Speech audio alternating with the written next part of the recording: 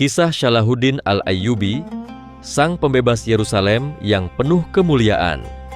Di tengah gelombang perang salib yang berkecamuk pada abad ke-12, seorang pemimpin muncul membawa cahaya keberanian, keadilan, dan iman yang teguh. Namanya akan dikenang sepanjang masa, Salahuddin Al-Ayyubi.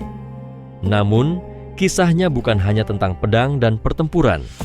Ini adalah kisah hati yang penuh kasih, akal yang bijak, dan tekad membebaskan tanah suci dari penindasan. Lahir di Tikrit, Irak, pada tahun 1137, Salahuddin tumbuh di tengah keluarga yang taat dan mencintai ilmu. Sejak kecil, ia diajarkan bahwa kejayaan tidak lahir dari kekuatan semata, tetapi dari iman dan akhlak. Pada masa remaja, ia belajar strategi militer dari pamannya, Asad ad-Din Shirkuh, seorang jenderal besar dinasti Zengid.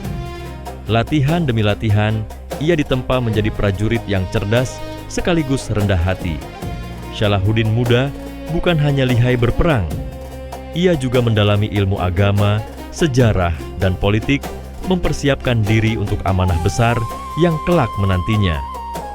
Tahun 1169, ia diangkat menjadi wazir Mesir pada usia 31 tahun. Di tangannya, Mesir kembali makmur dan kekuatan Islam di wilayah itu semakin kokoh. Ia tidak hanya membangun benteng dan masjid, tetapi juga membersihkan korupsi dan menegakkan keadilan, sehingga dicintai oleh rakyat dari berbagai kalangan. Namun, ancaman besar datang. Pasukan salib menguasai Yerusalem, menindas penduduk Muslim dan Yahudi di sana. Salahuddin tahu saatnya telah tiba. Tahun 1187, ia memimpin ribuan pasukan Muslim dalam pertempuran Hattin. Dengan strategi brilian, pasukan salib terkepung, kehausan, dan akhirnya kalah telak. Kemenangan itu membuka jalan menuju Yerusalem. Namun, Salahuddin tidak buta oleh amarah. Ia memilih jalan yang berbeda dari musuh-musuhnya. Pada 2 Oktober 1187, Yerusalem jatuh ke tangan pasukan Islam. Tidak ada pembantaian, tidak ada balas dendam. Penduduk yang kalah diberi pilihan untuk pergi dengan aman. Tindakan ini mengejutkan dunia barat yang mengira akan terjadi pembalasan berdarah. Justru, mereka menyaksikan puncak kemuliaan akhlak seorang pemimpin Muslim. Salahuddin memulihkan Masjid Al-Aqsa, mengembalikan fungsinya sebagai rumah ibadah umat Islam, dan mempersatukan wilayah Muslim di sekitarnya.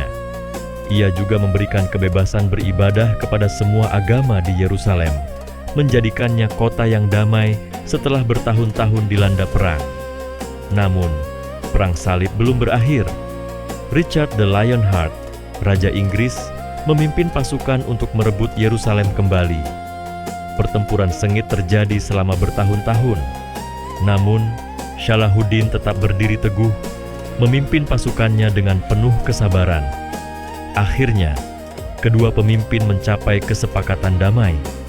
Yerusalem tetap di tangan Muslim, tetapi peziarah Kristen diizinkan mengunjungi kota itu dengan aman. Salahuddin wafat pada tahun 1193 di Damaskus.